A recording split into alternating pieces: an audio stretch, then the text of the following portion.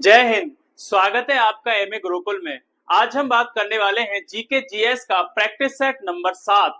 इससे पहले 6 practice set हम अपलोड कर चुके हैं और एक प्लेलिस्ट जो आपकी जीके जीएस की उसमें 22 प्रैक्टिस सेट है उसको भी हम अपलोड कर चुके हैं, तो आप उनको भी जरूर देखिएगा। ठीक है, जो आने वाले एग्जाम के लिए जहां जीके जीएस आपका पूछा जाता है, RPF, UP police, SI constable, RPF, SI constable इत्यादि जो भी तमाम परीक्षाएं आपकी लगी हुई हैं, उन सभी के लिए जहां जहां जीके जीएस पूछा जाता है उन सभी परीक्षाओं के लिए ये क्लास महत्वपूर्ण होने वाली है।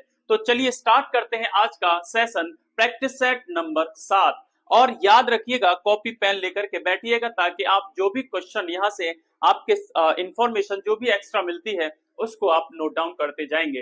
तो पहला क्वेश्चन है कि निम्न में से कौन राज तरंगिणी के लेखक हैं। तो राज तरंगिणी लेखक के जो पुस्तक है उसके लेखक आपको कल्लड़ मिलते हैं। कौन मिलते हैं? तो कल्लड़ राज तरंगिणी के क्या हो जाते हैं? लेखक हो जाते हैं। और इस राज तरंगिणी में कश्मीर के इतिहास का जिक्र किया गया है, तो कश्मीर के इतिहास को इसमें दिखाया गया है। ठीक है, तो आपका कल्लड़ साहब ने राज तरंगिणी को लिखा है और कश्मीर के इतिहास का इसमें जिक्र मिलता है। वहीं अगर विष्णु शर्मा की बात करता हूं तो पंचतंत्र के लेखक कौन हो जाते हैं? तो पंचतंत्र के लेखक आपके विष्णु शर्मा हो जाते हैं। वहीं जयदेव की बात करता हूं तो गीत गोविंद जो लिखी है वो आपकी किसने लिखी है? तो ये आपकी जयदेव ने लिखी है। चाणक्य के द्वारा आपको पता है बड़ी ही फेमस पुस्तक है जिसका नाम है अर्थशास्त्र। क्या है? अर्थशास्त्र, जो राजनीति पर लिखी हुई एक पुस्तक है। विज्ञानेश्वर के द्वारा मिताक्षरा का क्या किया गया है? मिताक्षरा आपकी पुस्तक लिखी गई है। ठीक है, तो विज्ञानेश्वर ने कौन सी पुस्तक लिखी है? मिताक्षरा, जो कि एक हिंदू विधि मानी जाती है। ठीक है, तो ये सब आप नोट डाउन करते चलिएगा। नेक्स्ट क्वेश्चन देखते हैं। किस वर्ष ज्ञानपीठ पुरस्कार पहली बार अंग्रेजी भाषा में दिया गया?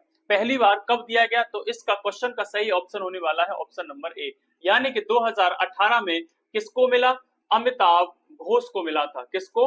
अमिताभ घोष को पहली बार अंग्रेजी भाषा में ज्ञानपीठ पुरस्कार मिला था। ज्ञानपीठ पुरस्कार भारत में दिया जाने वाला साहित्य का सर्वोच्च पुरस्कार है। साहित्य का सर्वोच्च पुरस्कार है आपका कौन सा? तो ज्ञानपीठ पुरस्कार। ठीक है, इसकी शुरुआत की बात करता हूं तो इसकी शुरुआत 1965 में इसकी शुरुआत होती है। और शुरुआत में जो सबसे पहला ये ज्ञानपीठ पुरस्कार मिला था 1965 में जी शंकर कुरूप को मिला था। किसको मिला था? जी शंकर कुरूप को ये दिया गया था। और किस भाषा में दिया गया था? तो ये दिया गया था मलयालम भाषा में। किसमें? मलयालम भाषा के लिए। वहीं अगर 1968 की बात करता हूं तो ये पहली बार हिंदी के लिए दिया गया था। जो कृति थी आपकी चिदम्बरा, और ये किसको मिला था? तो सुमित्रा नंदन पंत को मिला था। सुमित्रा नंदन पंत को ये दिया गया था। सुमित्रा नंदन पंत को चिदम्बरा उनकी कृति थी, उसके लिए 1968 में पहली बार हिंदी के लिए ज्ञानपीठ पुरस्कार मिला था। अंग्रेजी में 2018 में पहला ज्ञानपीठ पुरस्कार मिलता है अमिताभ घोष को। और ये जो ज्ञानपीठ पुरस्कार है, जो भारतीय संविधान की अनुसूची 8 है, उसमें 22 भाषाएं जो हैं, उन 22 भाषाओं में ये आपका ज्ञानपीठ पुरस्कार दिया जाता है। ठीक है, आशा करता हूं कि ये क्वेश्चन समझ में आया होगा। नेक्स्ट क्वेश्चन है आपका केंद्रीय वन अनुसंधान संस्थान। केंद्रीय वन अनुसंधान संस्थान कहां पर आपका अवस्थित है? ठीक है, ये आपका देहरादून में अवस्थित है। कहां पर है? देहरादून में। ठीक है, वहीं अगर मैं बेंगलुरु की बात करता हूं तो जो आपका पारिस्थितिकी केंद्र है ये कहां पर है आपका? ये आपका बंगलुरु में पड़ता है। वहीं लखनऊ की बात करता हूं तो केंद्रीय बागवानी अनुसंधान संस्थान ये कहां पर है आपका? ये आपका पड़ता है लखनऊ में। लखनऊ में एक और है आपका, कई सारे हैं लखनऊ में। केंद्रीय विश्व अनुसंधान संस्थान आपका कहां पड़ेगा? विश्व अनुसंधान संस्थान भी आपका लखनऊ में पड़ेगा। वहीं अगर बात करता हूं शिमला की तो केंद्रीय आलू अनुसंधान संस्थान ये आपका पड़ता है शिमला में। कहां पर पड़ता है? तो ये आपका अवस्थित है शिमला में। तो केंद्रीय वन अनुसंधान संस्थान आपका देहरादून इस क्वेश्चन का सही आंसर होने वाला है। अगला क्वेश्चन करते हैं। नेक्स्ट क्वेश्चन है कि निम्नलिखित में से कौन सा पर्यटन स्थल महाराष्ट्र में नहीं है? तो कौन सा पर्यटन स्थल इन निम्न में से महाराष्ट्र में नहीं है? तो तारापुर का मछली घर, ये आपका कहां पर पड़ता है? तो ये आपका मुंबई महाराष्ट्र में पड़ता है। गेटवे ऑफ इंडिया, ये भी आपका मुंबई में पड़ता है। अफगान चर्च, ये भी आपका मुंबई में पड़ता है। लेकिन इंडिया गेट आपका नई दिल्ली में पड़ता है। तो इंडिया गेट कहां पर है आपका? तो नई दिल्ली में है। जबकि तारापुर का मछली घर, gateway of India, Afghan church, ये तीनों आपके मुंबई महाराष्ट्र में लोकेटेड है। ठीक है, तो नेक्स्ट क्वेश्चन है आपका, अगला क्वेश्चन है कि निम्न में से किस दिन राष्ट्रीय हथकरघा दिवस मनाया जाता है? तो on which of the following days is national handloom day celebrated? तो आपको बताना है कि राष्ट्रीय हथकरघा दिवस कब मनाया जाता है। तो ये मनाया जाता है आपका 7 अगस्त को। कब मनाया जाता है? 7 अगस्त को। 7 अगस्त को एक और दिवस मनाया जाता है जिसको आप राष्ट्रीय भाला फेंक दिवस कहते हैं, या भाला दिवस के नाम से जाना जाता है। ठीक है, इसी 7 अगस्त को जो आपके नीरज चोपड़ा हैं, उन्होंने टोक्यो ओलंपिक में स्वर्ण पदक जीता था भाला फेंक प्रतिस्पर्धा में। ठीक है, तो इसलिए इसी दिन को राष्ट्रीय भाला दिवस घोषित कर दिया गया था। 7 अप्रैल की बात करूंगा तो विश्व स्वास्थ्य दिवस मनाया जाता है। विश्व स्वास्थ्य दिवस कब मनाया जाता है? तो आपका 7 अप्रैल को मनाया जाता है। 12 अगस्त की बात करूंगा तो अंतरराष्ट्रीय या विश्व युवा दिवस मनाया जाता है। विश्व युवा दिवस कब मनाया जाता है? तो यह आपका 12 अगस्त को मनाया जाता है। 23 अगस्त को आपको पता है कि चंद्रयान 3 की सॉफ्ट लैंडिंग दक्षिणी ध्रुव पे चंद्रमा की हुई थी। इसको लेकर के 23 अगस्त को राष्ट्रीय अंतरिक्ष दिवस मनाया जाता है। तो राष्ट्रीय अंतरिक्ष दिवस कब मनाया जाता है? तो आपका ये मनाया जाता है 23 अगस्त को। ठीक है, इतनी बातें इस क्वेश्चन में याद रखिएगा। अगला क्वेश्चन है आपके लिए, निम्न में से कौन सी बीमारी विषाणु जनित नहीं है? तो आपको बताना है कि वायरस से नहीं होती है। तो इनमें से कौन सी है? चेचक आपको पता है वायरस से होती है, पोलियो वायरस से होता है, डेंगू वायरस से होता है, लेकिन क्षय रोग आपका जीवाणु जनित है, यानी कि बैक्टीरिया से होने वाली एक बीमारी है। ठीक है, जिसका जीवाणु का नाम होता है माइकोबैक्टीरियम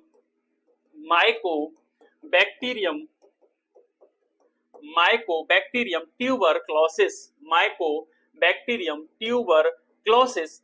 ये आपका क्या होता है? ये आपका एक जीवाणु होता है जो जिम्मेदार होता है आपका क्षय रोग या आपको टीबी कराने में। ठीक है, तो ये जीवाणु जनित बीमारी है। नेक्स्ट क्वेश्चन है आपका कि निम्न में से श्वेत रक्त कणों का जीवन काल कितना होता है? तो which of the following is the life span of white blood corpuscles? Cell नहीं कहेंगे इनको, क्या कहेंगे? कार्पल्स। ठीक है, क्या कहेंगे? तो कार्पल्स। इनका जीवन काल कितना होता है? तो इनका जीवन काल होता है 2 से 4 दिन। कितना होता है? 2 से 4 दिन जीवन काल होता है आपका श्वेत रक्त कणिकाओं का।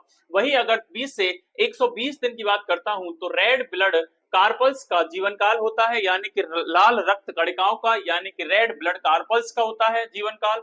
वही 3 से 5 दिन की बात करता हूं तो रक्त बिंबाणु या जिनको आप प्लेटलेट के नाम से जानते हो, तो प्लेटलेट का जीवन काल होता है आपका 3 से 5 दिन। ये रक्त के अवयव हैं। ठीक है, रक्त के अवयव हैं आपके। कौन कौन से अवयव होते हैं? एक आपका आरबीसी, डब्ल्यूबीसी और आपके प्लेटलेट्स। नेक्स्ट क्वेश्चन है, निम्न में से पीतल में तांबा और जस्ता का प्रतिशत होता है? जो आपको पता है कि पीतल जो मिश्र धातु है वो किस किस से मिलकर के बनती है? आपका तांबा और जस्ता। तांबा जहां तांबे को आप 70% आप मिलाते हो, 70% क्या मिलता है? आपका तांबा मिलता है, और वहीं जस्ता को आप 30% मिलाते हो। ठीक है, तो तब इनके संयोग से आपको क्या मिलता है? तो पीतल मिलता है। तो आप क्या करोगे इसमें? आप बी ऑप्शन सही लगाओगे। अगला क्वेश्चन है इसका कि वे पदार्थ द्रव कहलाते हैं जिनका आकार अनिश्चित और आयतन कैसा होता है? ठीक है, तो आपको पता है कि द्रव की प्रॉपर्टी होती है, द्रव की प्रॉपर्टी क्या होती है कि आकार तो अनिश्चित होता है।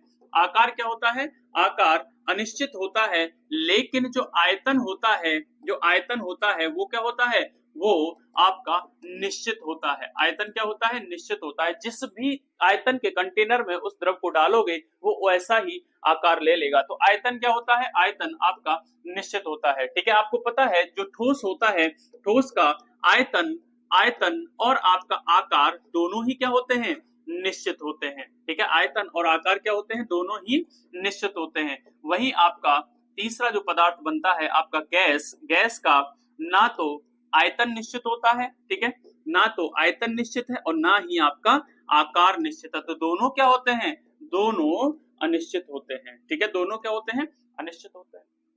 इतनी बातें इस क्वेश्चन में याद रखिएगा। अगला क्वेश्चन है कि निम्न में से बल की दिशा में वस्तु के विस्थापन विस्थापन वस्तु के विस्थापन का गुणनफल कहलाता है, ठीक है। आपको पता है कि हम जब किसी भी दिशा में बल लगाते हैं और विस्थापन का जो गुणनफल होता है, ठीक है, तो बल और विस्थापन का जो गुणनफल होता है उसे कार्य कहा जाता है। आपको पता है W is equal to F into s होता है, F इंटू क्या होता है, एस होता है, ठीक है। और यहाँ पर जो आपका एंगल निकालने के लिए यहाँ पर लगा देते हैं आपका cos थीटा। तो W इज इक्वल टू क्या होता है, वर्क इज इक्वल टू यानी कि बल फोर्स इनटू विस्थापन होता है, ठीक है। तो इसका सही आंसर होने वाला है कार्य। अगर मैं वही अगर शक्ति की बात करूंगा तो जो शक्ति होती है, जो पावर होती है, कार्य करने की जो दर होती है, कार्य करने की जो आपकी क्या होती है, दर होती है, यानी कि जो समय होता है, कार्य बटे समय आपकी शक्ति कहलाती है, ठीक है। वही ऊर्जा क्या होती है, जो कार्य करने में आपकी जो एनर्जी वेस्ट होती है उसको आप जो ऊर्जा जो कह सकते हो एनर्जी वेस्ट होती है उसको आप ऊर्जा कहते हो, ठीक है।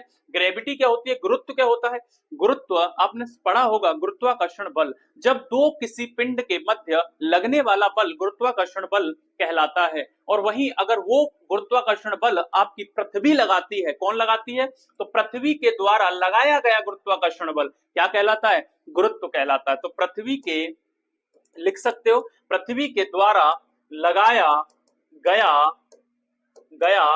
गुरुत्वाकर्षण बल, गुरुत्वाकर्षण बल आपका क्या कहलाता है, तो ये आपका गुरुत्व कहलाता है, ठीक है। अगर आप पृथ्वी के परिप्रेक्ष्य में देखोगे तो गुरुत्वाकर्षण बल गुरुत्व हो जाता है।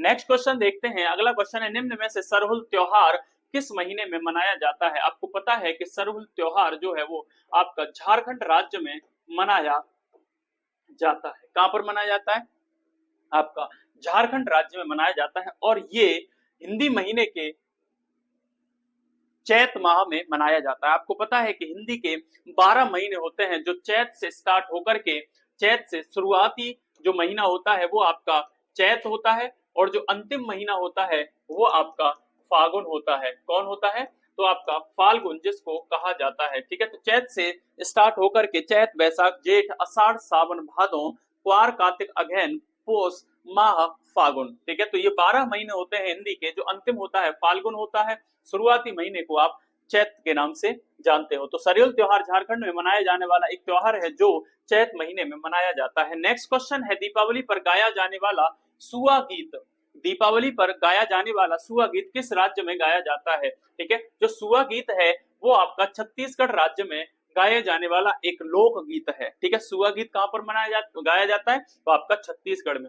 आपको पता है कि उत्तर प्रदेश में बड़े प्रचलित लोकगीत हैं जिसको ढोला गीत के नाम से ढोला लोकगीत कहा जाता है, ढोला लोकगीत कहा जाता है। राजस्थान में आपको पता है कि ढोला मारू लोकगीत बड़ा ही फेमस है। कौन सा, ढोला मारू। और यहाँ पर एक बड़ा फेमस लोकगीत है जिसको मांड कहते हैं, ठीक है। और बिहार में आपको पता है कि तीज लोकगीत जो है वो आपका बड़ा फेमस है, तीज लोक गीत, ठीक है। इतनी बातें इस क्वेश्चन में याद रखिएगा। अगला क्वेश्चन है, निम्न में से कौन सा संविधान संशोधन भारत बांग्लादेश भूमि हस्तांतरण से संबंधित है। तो निम्न में से कौन सा संशोधन हुआ था जिसने भारत और बांग्लादेश के मध्य भूमि का हस्तांतरण किया था। तो ये हो जाएगा आपका 100वां संविधान संशोधन। और 100वां संविधान संशोधन 2015 में हुआ था। कब हुआ था, 2015 में हुआ था, ठीक है। आपको पता है कि जो 101वां संविधान संशोधन है वो आपका जीएसटी से संबंधित है और ये 2016 में हुआ था, ठीक है। वस्तु एवं सेवा कर से संबंधित है, 2016 में ये आपका हुआ था। वहीं 102 की बात करूंगा तो 102 जो आपका आर्टिकल है ये राष्ट्रीय पिछड़ा वर्ग से है। राष्ट्रीय पिछड़ा वर्ग आयोग बनाने में, राष्ट्रीय पिछड़ा वर्ग आयोग बनाने में बड़ी इसकी भूमिका रही है, ठीक है। तो राष्ट्रीय पिछड़ा वर्ग आयोग आपको पता है कि 102वां संविधान संशोधन करके भारतीय संविधान में 338 खा आर्टिकल जोड़ा गया, जिसके तहत राष्ट्रीय पिछड़ा वर्ग आयोग बनाया गया। ठीक है, तो 102वां संविधान संशोधन, और ये कब हुआ था? 2018 में। कब हुआ था? 2018 में हुआ था। वही 103 की बात करता हूं तो 103 जो है आपका इकोनॉमिकल वीकर सेक्शन के बारे में बात करता है, जो आर्थिक वंचना के आधार पर, किसके आधार पर? आर्थिक वंचना के आधार पर, यानी कि जाति से ऊपर उठ करके, धर्म से ऊपर उठ करके यहाँ पर आर्थिक वंचना को आरक्षण का आधार बनाया गया, और ईडब्ल्यूएस को 10% आरक्षण की बात की गई। तो कब की गई? 103वां संविधान संशोधन करके आर्थिक वंचना के आधार पे आरक्षण की बात कही गई, और इस संविधान संशोधन को 2019 में किया गया था। और इसके तहत भारतीय संविधान में दो नए आर्टिकल जोड़े गए। पहला था आपका आर्टिकल 15 सब क्लॉज 6, और दूसरा था 16 सब क्लॉज 6। ठीक है, तो दो आर्टिकल जोड़े गए, आर्टिकल 15(6) और 16(6). ठीक है, तो ये क्वेश्चन संपूर्ण आपको पता होना चाहिए। अगला क्वेश्चन है आपको, नेक्स्ट क्वेश्चन है आपके लिए, निम्न में कितने सांसद वाला दल ही लोकसभा में विपक्षी दल होने का दावा कर सकता है? तो भाई साहब, लोकसभा में अगर विपक्षी दल अपने आप को घोषित करना है तो कितना सांसद आपके साथ होना चाहिए? तो आपको पता है कि 55 सांसद, यानी कि कुल लोकसभा सीट का 1/10 सांसद आपके पास होना चाहिए, तब ही आप विपक्षी दल होने का दावा लोकसभा में पेश कर सकते हैं। नेक्स्ट क्वेश्चन है, निम्न में से कौन सी समिति देश के सभी गांव में वित्तीय सेवाएं उपलब्ध कराने के उद्देश्य से संबंधित है? ठीक है, तो निम्न में से कौन सी है आपको बताना है, तो ये हो जाएगी आपकी ऊषा थोराट समिति। ऊषा थोराट समिति सभी जो देश के सभी गांव हैं उनमें वित्तीय सेवाएं उपलब्ध कराने के उद्देश्य से बनाई गई थी। ठीक है, वहीं अगर मैं एक घोष की बात करता हूं तो ये जो समिति है ये आपकी वित्तीय जोखिमों को कम करने के लिए बनाई गई थी। ठीक है, तो नेक्स्ट क्वेश्चन है आपका, नेक्स्ट क्वेश्चन है 18वां, निम्न में से सकल घरेलू उत्पाद में ह्रास को निकालने पर कौन सा घटक प्राप्त होता है? आपको पता है कि अगर मैं जीडीपी में से डेप्रिसिएशन को माइनस कर दूं या ह्रास को माइनस कर दूं तो आपको क्या मिलने वाला है? तो शुद्ध घरेलू उत्पाद मिलेगा, यानी कि नेट डोमेस्टिक प्रोडक्ट आपको मिल जाएगा। तो क्या मिलेगा? शुद्ध मिलेगा। क्या मिलेगा? शुद्ध मिलेगा, या आप नेट इसको कह सकते हो। ठीक है, जब आप सकल में से माइनस करोगे ह्रास को तो आपको क्या मिलने वाला है? आपको शुद्ध मिलने वाला है। जब भी आप ग्रॉस में से क्या माइनस करोगे? तो डेप्रिसिएशन माइनस करोगे तो आपको नेट मिलने वाला है। ठीक है, इस फॉर्मूले को आप हमेशा याद रखना। जब भी डेप्रिसिएशन की बात आएगी, जब डेप्रिसिएशन आपको ग्रॉस में से माइनस करके आप नेट निकाल सकते हो। तो सकल घरेलू उत्पाद में से जब ह्रास को माइनस करोगे तो सकल किस में चेंज हो जाएगा? तो ये चेंज हो जाएगा शुद्ध में। तो शुद्ध घरेलू उत्पाद आपको देखने को मिलेगा। A is the right answer of the question. Next question है आपका, निम्न में से किस मौलिक अधिकार के अंतर्गत अल्पसंख्यक वर्ग के हितों का संरक्षण किया जाता है? ठीक है, आपको पता है कि जो मौलिक अधिकार है आपके भारतीय संविधान के भाग 3 में आर्टिकल 12 से लेकर के 35 तक आप इसको जगह मिली है। ठीक है, तो अल्पसंख्यक वर्गों के हितों का संरक्षण किसमें किया जाता है? आपको पता है कि शोषण के विरुद्ध जो अधिकार है वो आपका अनुच्छेद 23 और 24 देता है। धार्मिक स्वतंत्रता का अधिकार आपको पता है कि 25, आर्टिकल 26, आर्टिकल 27 और 28 देता है। वही संस्कृति एवं शिक्षा संबंधी अधिकार आपके 29 और 30 देता है, और संवैधानिक उपचारों का अधिकार आपको आर्टिकल 32 देता है। तो ये जो आपका 29 आर्टिकल है ये आपका अल्पसंख्यक वर्ग जो है, कौन से वाले?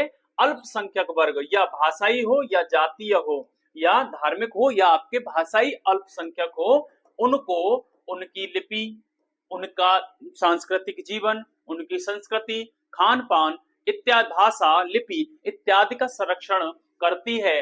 अनुच्छेद 19 के तहत इनको मौलिक अधिकार दिया गया है। तो संस्कृति एवं शिक्षा संबंधी अधिकार यही इसका आंसर हो जाएगा। जो 29 आर्टिकल है अल्पसंख्यकों को भाषाई आधार पर हो चाहे धार्मिक आधार पर हो उनको अपनी लिपि, भाषा, संस्कृति, खान पान सभी को बचाने का अधिकार है।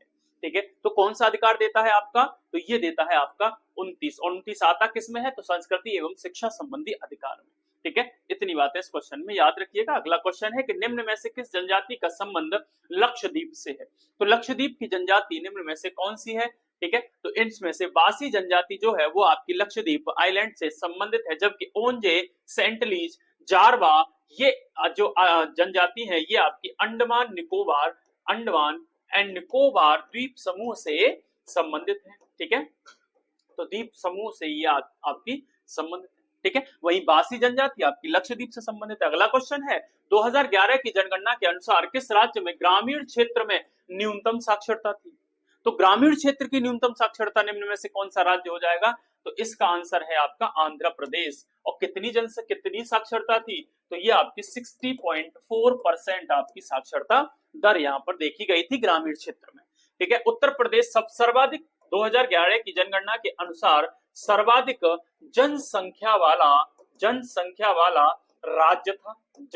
वाला राज्य था आपका उत्तर प्रदेश। केरल की बात करता हूं तो सर्वाधिक साक्षरता आपकी केरल में पाई जाती है। सर्वाधिक साक्षरता आपकी कहां पर? साक्षरता आपकी केरल में पाई जाती है। नेक्स्ट क्वेश्चन है निम्न में से हरित क्रांति का संबंध है? तो हरित क्रांति आपको पता है कि 1967-68 के टाइम पे जो आपके MS स्वामीनाथन थे उन्होंने इसकी शुरुआत की थी। और हरित क्रांति जो है आपकी खाद्यान्न उत्पादन से संबंधित है और विशेषकर गेहूं इसमें आता है। क्या आता है? गेहूं इसमें आता है। और MS स्वामीनाथन के द्वारा इसकी शुरुआत की गई थी। किसके द्वारा? MS स्वामीनाथन के द्वारा इसकी शुरुआत की गई थी। दुग्ध उत्पादन से संबंधित क्रांति को आप श्वेत क्रांति के नाम से जानते हो। किस नाम से? श्वेत क्रांति के नाम से। मत्स्य उत्पादन से संबंधित जो क्रांति है वो आपकी कौन सी है? तो ये आपकी नीली क्रांति हो जाएगी। आलू उत्पादन से संबंधित आपकी गोल क्रांति हो जाती है। कौन सी क्रांति? तो ये आपकी गोल क्रांति हो जाती है। इतनी बातें इसमें याद रखिएगा। अगला क्वेश्चन करते हैं। नेक्स्ट क्वेश्चन है आपके लिए निम्न में से किसमें सिंधु नदी अपना जल गिराती है? तो सिंधु नदी आपको पता है जो आपका मानसरोवर झील है उसके पास से चेमा युंगलुम ग्लेशियर से निकल करके आपको पता है कि उत्तर पश्चिम में बहती हुई कहां पर? डेल्टा अपना अरब सागर में डेल्टा बनाती है। यहाँ पर ये सिंधु नदी मानसरोवर झील से निकलती हुई आपके लद्दाख और जास्कर श्रेणियों के मध्य से बहती हुई नंगा पर्वत के पास दुनिया का सबसे गहरा गार्ज बनाती हुई पाकिस्तान में प्रवेश करती है और वहां अपना जल अरब सागर में कराची के पास, पाकिस्तान का शहर कराची के पास अपना जल अरब सागर में गिराती है और डेल्टा का निर्माण करती है। ठीक है, किसका निर्माण करती है? डेल्टा का निर्माण करती है। ये आपकी सिंधु नदी हो जाती है। कौन सी नदी हो जाती है? सिंधु नदी हो जाती है जो अपना जल आपका कहां पर गिराती है? अरब सागर में गिराती है। अगर आप इस वाले भाग को देखोगे, इस वाले भाग को, तो ये आपकी खम्मात की खाड़ी है। ये क्या है? आपकी खम्मात की खाड़ी है जहां पर आपकी नर्मदा ताप्ती जैसी नदियां यहाँ पर जल गिराती है। ठीक है, इतनी बातें इस क्वेश्चन में आप याद रखिएगा। अगला क्वेश्चन है आपके लिए कि किस वर्ष द्वितीय गोलमेज सम्मेलन हुआ था? द्वितीय गोलमेज सम्मेलन जो था वो भारतीय राजनीति पर को लेकर के चर्चा में था। यानी कि आप कह सकते हो कि 3 गोलमेज सम्मेलन हुए थे। तो 3 गोलमेज सम्मेलन का आयोजन लंदन में किया गया था। ठीक है, जिसमें चर्चा होनी थी कि भारतीय राजनीति को कैसे आगे बढ़ाया जाए, भारतीय प्रशासन को कैसे आगे बढ़ाया जाए, यहाँ के लीडरों को कैसे साथ में लेकर के समन्वय बनाते हुए आगे राजनीति को ले जाया जाए। इसी के लेकर के 3 गोलमेज सम्मेलनों का आयोजन हुआ था। जो पहला हुआ था 1930 में हुआ था और यहाँ पर कांग्रेस ने प्रतिनिधित्व नहीं किया था। यानी कि कांग्रेस ने अपना कोई भी प्रतिनिधि यहाँ पर नहीं भेजा था। ठीक है, 1931 में दूसरा आपका द्वितीय गोलमेज सम्मेलन का आयोजन किया जाता है जिसमें महात्मा गांधी एकमात्र व्यक्ति थे जो कांग्रेस की तरफ से गए थे, या महात्मा गांधी कांग्रेस की तरफ से ये इस सम्मेलन में भाग लेने के लिए गए थे। तो कह सकते हो किसकी तरफ से? कांग्रेस की तरफ से। किस जहाज से गए थे? तो ये भी पूछा जाता है। तो राजपुताना जहाज से आपके लंदन गए थे। गांधी ने इस सम्मेलन में भाग लिया था जो कांग्रेस की तरफ से थे। तो कांग्रेस ने द्वितीय गोलमेज सम्मेलन में भाग लिया था। और जो तीसरा हुआ था 1932 में हुआ था, जहां गांधी जी क्या कांग्रेस ने भाग नहीं लिया था। और तीनों गोलमेज सम्मेलनों में भाग लेने वाले आपके कौन थे? तो डॉक्टर भीमराव अंबेडकर जी जो थे आपके तीनों गोलमेज सम्मेलनों में भाग लेने वाले व्यक्ति थे। यहाँ पर 1932 में सांप्रदायिक पंचायत की घोषणा कर दी जाती है, जिसमें भीमराव अंबेडकर जी ने इस सांप्रदायिक पंचायत की घोषणा करवाने में काफी मदद की थी। इसमें क्या था कि इसमें पहले भारत में सांप्रदायिक चुनाव की घोषणा हो चुकी है। उसमें क्या था कि मुस्लिम और हिंदू अलग अलग अपना चुनाव लड़ सकते हैं और कैंडिडेट खड़ा होकर के और उसी समुदाय का जो व्यक्ति था वो वोट डाल सकता है। लेकिन सांप्रदायिक पंचायत की घोषणा होने के बाद हिंदू धर्म में भी दलित लोगों के जो पिछड़े लोग थे उनमें निर्वाचन होने के लिए तय हुआ। तो इसके लिए गांधी जी निराश हुए। गांधी जी और भीमराव अम्बेडकर आमने सामने आ गए और दोनों को लेकर के 1932 में एक पैक्ट होता है जिसको पूना पैक्ट के नाम से जानते हैं। तो 1932 में पूना पैक्ट हुआ था। ठीक है, तो यहाँ 1900 जो द्वितीय गोलमेज सम्मेलन है 1931 में आयोजित होता है। ठीक है, नेक्स्ट क्वेश्चन है आपके लिए, किस वर्ष अंग्रेजों ने महात्मा गांधी को कैसरे हिंद की उपाधि दी थी? कैसरे हिंद की उपाधि दी थी और ये दी थी आपकी 1915 में। आपको पता है कि जो पहला वर्ल्ड वॉर हुआ था वो आपका 1914 से लेकर के 1918 तक चला था। तो पहला वर्ल्ड वॉर तब तक चला था 1914 से लेकर के 1918 तक। इसमें 1914 में जो वर्ल्ड वॉर स्टार्ट हुआ था तो गांधी जी ने ये आह्वान किया था भारतीयों के लिए कि भारतीयों आप प्रथम विश्व युद्ध में अंग्रेजों का साथ दो, अंग्रेजों का साथ दो। और अंग्रेजों के साथ देने के लिए गांधी जी ने भारतीयों को प्रेरित किया था। इसीलिए गांधी जी को भर्ती करने वाला सार्जेंट की संज्ञा भी मिली थी। भर्ती करने वाला सार्जेंट की संज्ञा यहाँ से मिली थी और इसी के बदले अंग्रेजों ने कैसरी हिंद की उपाधि 1915 में गांधी जी को दी थी। 1907 में आपको पता है कि सूरत फूट हुई थी। सूरत फूट का मतलब क्या था कि कांग्रेस जो था वो अपनी विचारधारा को लेकर के क्या हो गया, बट गया, यानी कि कांग्रेस का विभाजन हुआ। तो सूरत फूट के नाम से कांग्रेस विभाजन को 1907 में जाना जाता है, जिसमें नरम दल और आपके जो आपका गरम दल था, नरम दल और आपका गरम दल दोनों क्या हो गए, दोनों बट गए। गरम दल और नरम दल दोनों आपस में जो उनकी विचारधारा थी उसको लेकर के सामंजस्य नहीं बिठा पाए और दोनों क्या हो गए, अलग अलग हो गए। ठीक है, उसके बाद जो 1916 है इसमें लखनऊ समझौता होता है। लखनऊ समझौता होता है या इसको लखनऊ समझौता के नाम से जानते हैं 1916 में, जिसमें ये जो समझौता था ये मुस्लिम लीग और कांग्रेस के मध्य था। इसी में नरम दल और गरम दल दोनों साथ में आए थे। तो यानी कि कांग्रेस का फिर से एकीकरण इसमें देखने को मिलता है। और 1912 में आपको पता है जो भारत की राजधानी पहले कोलकाता हुआ करती थी वहां से स्थानांतरित होकर के कहां पर लाई गई, तो नई दिल्ली में इसको लाया गया। इतनी बातें इस क्वेश्चन में याद रखिएगा। और आज का ये आखिरी क्वेश्चन होने वाला है जो इस प्रकार है कि निम्न में से कौन सा कर मुसलमानों पर लगने वाला धार्मिक कर था? ठीक है, तो मुसलमानों पर लगने वाला ये धार्मिक ऐच्छिक कर था। कैसा था? ऐच्छिक कर था और इसको जकात कहा जाता था। ठीक है, ऐच्छिक कर होने का मतलब है कि जिस मुसलमान के पास अगर संपत्ति है या कुछ एक्स्ट्रा है तो वो दे सकता है, अन्यथा नहीं दे सकता। जजिया कर आपको पता है कि ये गैर मुस्लिमों पर लगने वाला धार्मिक कर था। गैर मुस्लिमों पर लगने वाला कैसा कर था? ये एक धर्म के नाम पर लगने वाला ये गैर मुस्लिमों पर एक कर था। ठीक है, वहीं अगर मैं खराज की बात करता हूं तो ये आपका मुसलमानों पर लगने वाला ये क्या था? ये गैर मुसलमानों पर लगने वाला भूमि कर था।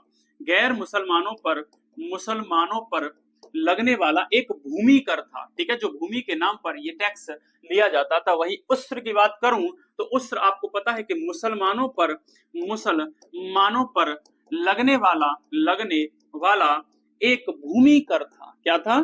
तो भूमि कर था। ठीक है, तो आज की क्लास आपको आशा करूंगा कि पसंद आई होगी। ठीक है, अगर क्लास ये सेशन 7वां प्रैक्टिस सेट पसंद आया हो तो आप वीडियो को लाइक करके हमको मोटिवेट कीजिएगा। ठीक है, और ज्यादा से ज्यादा शेयर कीजिएगा, और अभी तक चैनल सब्सक्राइब नहीं किया है तो वो भी कर लीजिएगा। ठीक है, आज के लिए इतना ही है, मिलते हैं अगले सेशन में, जब तक के लिए जय हिंद।